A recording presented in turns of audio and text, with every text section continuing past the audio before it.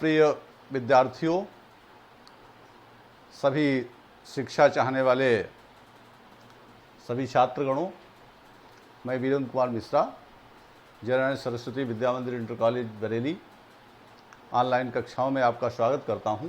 कक्षा 11 और 12 दोनों ही के लिए वीडियो उपयोगी है, कोई भी छात्र इसको देख सकते हैं। हिंदी व्याकरण में आप इस समय लगातार पढ़ रहे हैं। शब्दों में सूक्ष्म अंतर, ये प्रकरण, ये टॉपिक आपके व्याकरण खंड में है, सामान्य हिंदी में भी है, साहित्यिक में भी है। तो इसमें आप देखेंगे कि शब्दों में सूक्ष्म अंतर, शब्द एक जैसे दिखाई देते हैं दोनों, लेकिन उन दोनों शब्दों में सूक्ष्म अंतर होता है।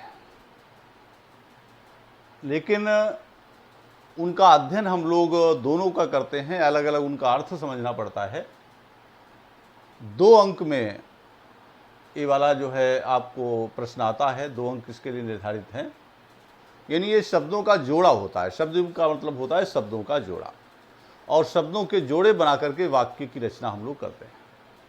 शब्द युग में 2 स्वतंत्र अर्थ वाले शब्द होते हैं, जो अलग अलग जब तक रहते हैं तब तक उनका अलग अलग अर्थ होता है, और जब वो किसी वाक्य में पिरो दिए जाते हैं, जब उनका शब्द युग्म बन जाता है, तो एक शब्द के रूप में वो प्रयोग किया जाता है।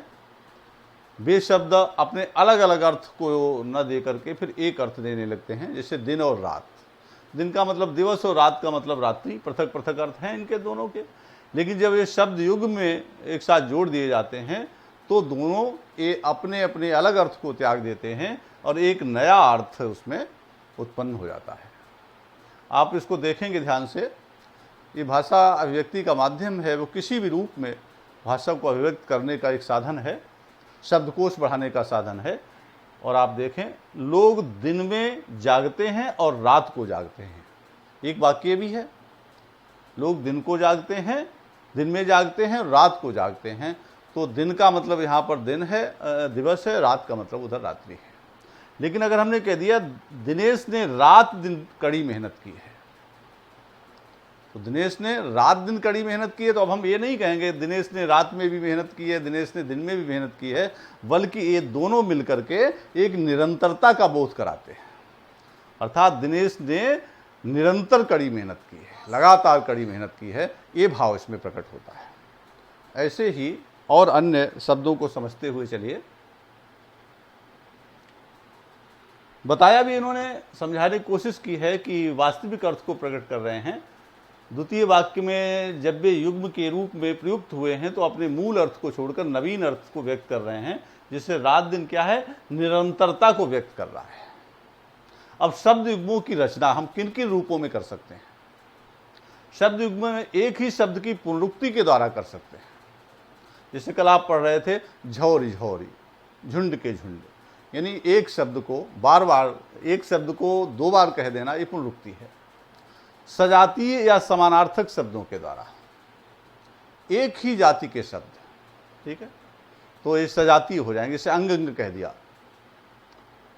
विलोम शब्दों के द्वारा, विपरीतार्थक शब्द, ठीक है, जैसे लाभ हानि कह दिया, तो लाभ जो है कहा, विपरीत हानि है, तो विलोम शब्दों के द्वारा।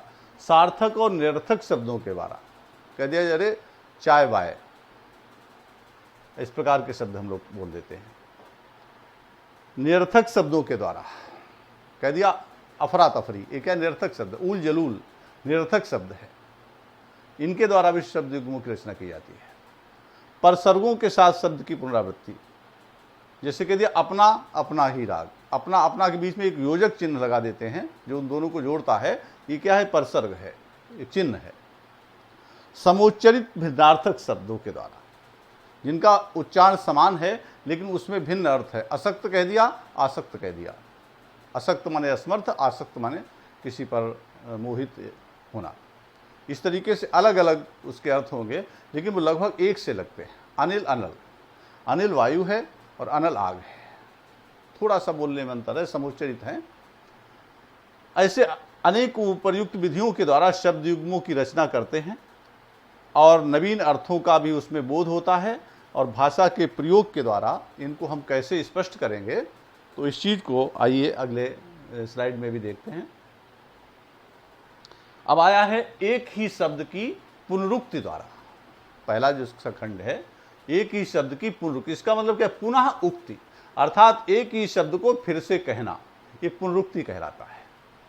अब इसमें आप देखेंगे आगे, जैसे अंग अंग, अंग अंग।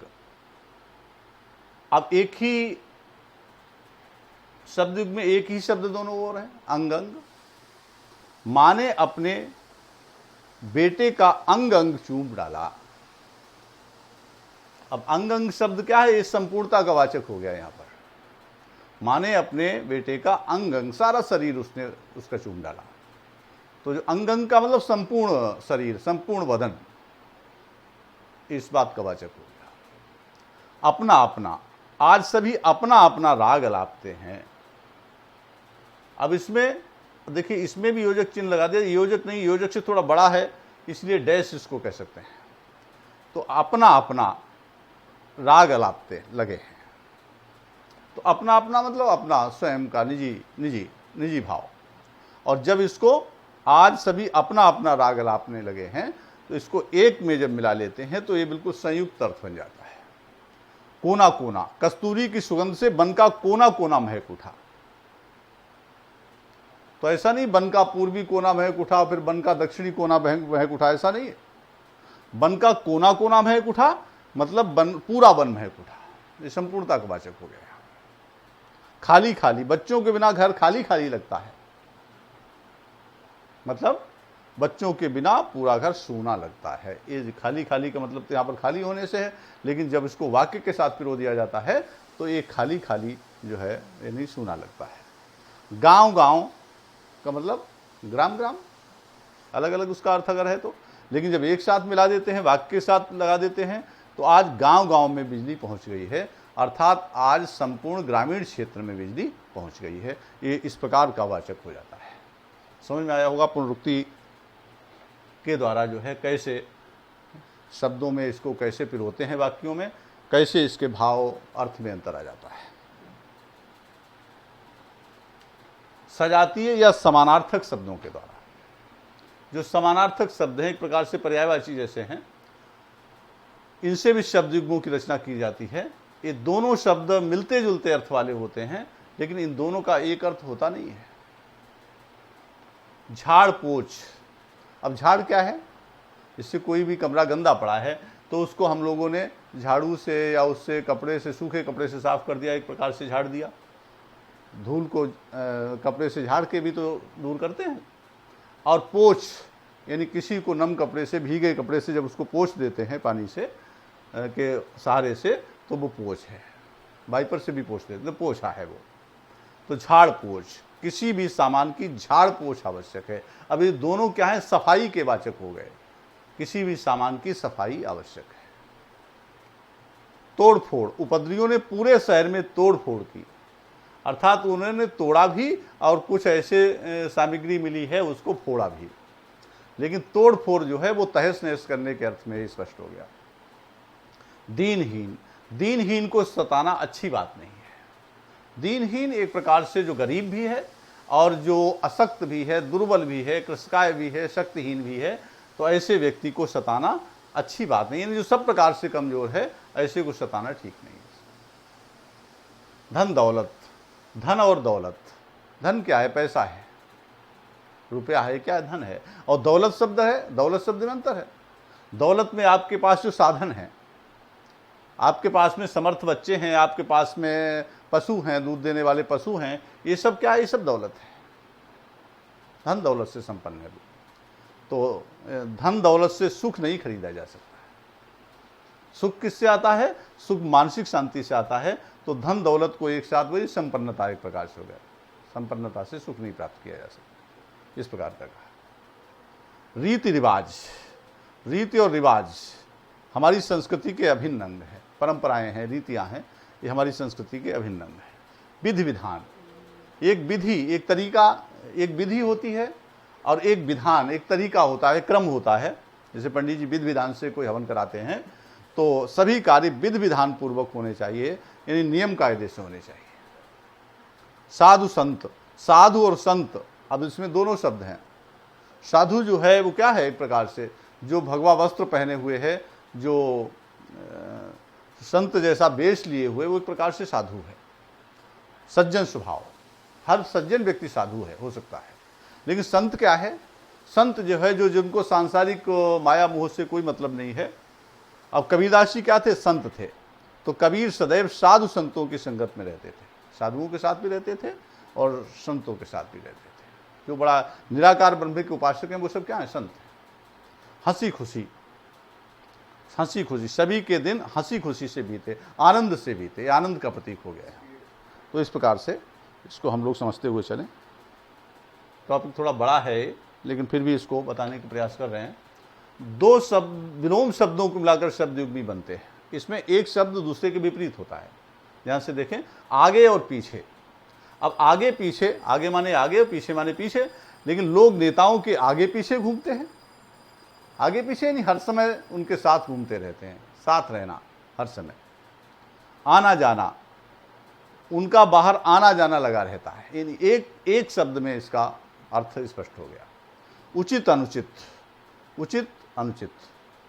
यानी उचित का मतलब वही जो ठीक नहीं है, अनुचित का मतलब, उचित का मतलब जो ठीक है, अनुचित का मतलब ठीक नहीं है। मनुष्य को उचित अनुचित का ध्यान रखना चाहिए। क्या चीज़ ग्रहणीय है, उचित है, क्या चीज़ योग्य नहीं है, तो वो अनुचित है। तो हमें उचित अनुचित का, अच्छे बुरे का ध्यान रखना चाहिए। एक साथ गुण दोष, मित्रों के गुण दोष की परख विपत्ति में होती है। मित्र की जितनी भी योग्यताएं हैं वह विपत्ति में परखी जाती है। रात दिन में पढ़ाई जुटकर वो प्रथम श्रेणी पाई, वो निरंतरता का वाचक हो गया। यहाँ पर धर्म अधर्म को सभी धर्म ग्रंथों ने एक समान रूप में परिभाषित किया है। न्याय अन्याय, व्यक्ति को प्रत्येक कार्य में न्याय अन्याय का ध्यान रखना चाहिए। न्याय और अन्याय दोनों एक दूसरे के विपरीत हैं, लेकिन न्याय अन्याय को एक साथ प्रयुक्त करके इस तरीके से वाक्य का निर्माण हम लोग कर लेते हैं। वाक्य के साथ में ये दोनों मिलकर एक हो जाते हैं। सार्थक और निरर्थक शब्द, एक शब्द इसमें सार्थक है, एक निरर्थक है। दोनों को मिलाकर के जब हम लोग कोई शब्द युग बनाते हैं तो उसके सार्थक शब्द के अर्थ से पृथक करके उसे नहीं देख सकते। इसकी सार्थकता सदैव अपने साथ प्रयुक्त होने वाले सार्थक शब्दों पर निर्भर ही करती है। अब देखेंगे इसमें आमने सामने, आमने सामने। अब सामने शब्द सार्थक है, आमने निरर्थक है। लेकिन जरा सी बात पर दोनों भाई आमने सामने आ गए, बराबर में आ गए, उनका बिल्कुल साक्षात्कार हो गया आपस में। तो क्या हो गया? ये जो आमने शब्द है वो भी सामने के अर्थ में प्रयोग हो गया। आसपास, हमारे आसपास का वातावरण सुहावना था। आस शब्द निरर्थक है, पास सार्थक है। लेकिन हमारे पास का वातावरण सुहावना था, ये भी ठीक है, लेकिन हमने लिख दिया हमारे आसपास का वातावरण सुहावना था, तो निरर्थक शब्द भी सार्थक बन गया। यानी पास के अर्थ में ही उसका प्रयोग होने लगा। उल्टा पुल्टा, बच्चों ने जरा सी देर में सब उल्टा पुल्टा कर दिया, उल्टा पुल्टा सब तहस नहस कर दिया। घरवर, अब घरवर चलोगे या नहीं, ऐसा कहते हैं घरवर। वर शब्द निरर्थक है लेकिन इसके साथ में प्रयुक्त होता है। इस तरीके से आप देखते हुए चलें। ये सारे जो कहते हैं सब ठीक ठाक है, इसमें ठाक क्या है? निरर्थक है, लेकिन ठीक के साथ वो ठाक भी ठीक है। इस तरीके से हम देख रहे हैं कि विलोम शब्दों के द्वारा भी शब्दों की रचना, वाक्यों की रचना की जाती है, और वो दोनों जो शब्द हैं वो सार्थक प्रयुक्त होते हैं। सार्थक शब्द के अनुसार निरर्थक शब्द का भाव प्रकट होता है। निरर्थक शब्दों, अब इसमें दोनों शब्द निरर्थक हैं। अब निरर्थक शब्द को पढ़ने का उसका कोई मतलब नहीं होता है, लेकिन निरर्थक शब्द के द्वारा भी शब्द की एक विशेष अर्थ की अभिव्यक्ति हो जाती है। कहते हैं अफरा तफरी, अफरा तफरी। अफरा तफरी माने एक प्रकार से वो हड़कंप मच जाना, ठीक है। एक प्रकार से सब एक विस्मित से हो जाते हैं और सब के हाथों से जो है वो काम छूटने लगते हैं, सब हड़बड़ा जाते हैं। तो अफरा तफरी दोनों ही निरर्थक हैं। लेकिन जब वाक्यों में पिरो दिया, अचानक मंत्री जी के आने की खबर सुनकर कार्यालय में अफरा तफरी मच गई, अर्थात कार्यालय में जो है वो एक प्रकार से सब एक हड़कंप मच गया। सब जो है वो भागने दौड़ने लगे। इक्के दुक्के, रात में इक्के दुक्के लोग ही पार्क में घूमते। इक्के दुक्के यहाँ पर एक दो लोग। ऊल जलूल, ऊल जलूल मतलब निरर्थक ही है। उल जुलूल का मतलब ही निरर्थक है। उसकी उल जलूल बातों पर कौन ध्यान देता। उल जलूल जो सेंसलेस है इस प्रकार से, जिनका कोई अर्थ नहीं है। चूर चपड़, जाओ सब अपना रास्ता देखो, ज़्यादा चूर चपड़ मत करो, ज़्यादा शोर मत करो, इस प्रकार का दोनों का भाव बन जाता है। तो ये निरर्थक शब्दों से वाक्य बन जाते हैं। लास्ट है परसर्गों के साथ, परसर्गों के साथ शब्द की पुनरावृत्ति। अब पुनरावृत्ति द्वारा बने शब्द युग्मों के मध्य परसर्ग लगाकर, इन चिन्ह लगाकर शब्द युग की रचना हम लोग करते हैं। इस प्रकार के शब्द युग में परसर्ग के दोनों ओर संयोजक चिन्ह लगाते हैं। ये संयोजक चिन्ह कहलाता है। एक योजक है, एक संयोजक चिन्ह कहलाता है। तो संयोजक चिन्ह कैसे लगाते हैं देखिए ध्यान से हम लोग। अपनी ही अपनी, अब देखिए अपनी ही अपनी, अपनी के बीच में भी संयोजक है, यहां भी संयोजक है। सब अपनी ही अपनी चलाते हैं, दूसरों की कोई नहीं सुनता। वाक्य में जब आपने इसमें कर दिया तो अपनी ही अपनी, यानी यहाँ पर चिन्ह लगाए जाते हैं, इसके द्वारा शब्दयुग्म बन गया। अब अपनी ही अपनी, ये शब्दयुग्म बन गया। यानी अपनी, अपनी निजी बात, और अपनी ही अपनी, यानी बिल्कुल और किसी की नहीं, स्वयं की ही बात को चलाते हैं, अपनी कहते चले जाते हैं, दूसरे की सुनते नहीं। आगे ही आगे, चोर पुलिस के आगे ही आगे दौड़ता रहा, यानी बिल्कुल चोर जो है पुलिस के आगे दौड़ता हुआ गायब हो गया। वो निरंतर पुलिस के आगे दौड़ता रहा। ऊपर ही ऊपर, झीलों में बर्फ कहाँ होती है, ऊपर होती है, ऐसा नहीं कहते, ऊपर ही ऊपर होती है, यानी ऊपरी सतह पर ही होती है, पानी के ऊपर और बिल्कुल ऊपरी सतह पर ही होती है, ऐसा कहते हैं। ऐसा इसका भाव है। समोच्चरित भिन्नार्थक शब्दों द्वारा। अब इनका उच्चारण समान होगा, एक जैसा लगेगा, लेकिन इनका अर्थ भिन्न होगा। थोड़ा सा अंतर इसके लिखने में होता है, लेकिन बोलने में एक जैसे ही होते हैं। असक्त और आसक्त, असक्त आसक्त, असक्त आसक्त, एक जैसा ही भाव निकलता है। असक्त मतलब शक्तिहीन, आसक्त मतलब मोहित। अनल का मतलब आग, अनिल का मतलब वायु, थोड़ा अंतर। अंश अंशु, अंश माने भाग और अंशु माने सूर्य। अन्न अनाज, अन्य दूसरा। प्रलाप विलाप, प्रलाप व्यर्थ की बात करना, प्रलाप विलाप रोना। पास पास, देखिए बहुत ध्यान से समझेंगे, समझ आएगा। पास माने बंधन और पास माने निकट। कहते नहीं कि आप जो है वो आप मेरे पास बैठो, आप मोह पास में फंस गए। पास माने जाल। भवन और भुवन, भवन माने होता है घर और भुवन माने संसार, तीनों लोग। भुवन माने संसार। लक्ष्य, लक्ष्य, लक्ष्य माने निशाना और लक्ष्य माने लाख, लगभग एक सा ही उच्चारण इनका होता है। ऐसे करके आप देखते चलिए। आभरण और आमरण, आभरण कहते हैं आभूषण को, आमरण मृत्यु तक। कृपण, कंजूस, कृपाण, कटार, ऐसे दो नंबरों में आते हैं। एक का एक अर्थ का एक नंबर होता है। तरणि तरुणी, तरुणी माने सूर्य, तरुणी माने युक्ति। द्रव्य द्रव, धन और तरल पदार्थ। ऐसे निद्रा नींद, तंद्रा आलस्य। अब देखिए एक ही जैसा है। पुरुष परुष, पुरुष परुष, एक जैसा ही लगेगा। जो इसका मर्मज्ञ नहीं है वो नहीं समझ पाएगा। तो पुरुष आदमी, परुष कठोर। प्रणय परिणय, प्रणय माने प्रेम, परिणय माने विवाह। बसन व्यसन, बसन माने वस्त्र, व्यसन माने बुरी आदत। अब देखें सकल शकल,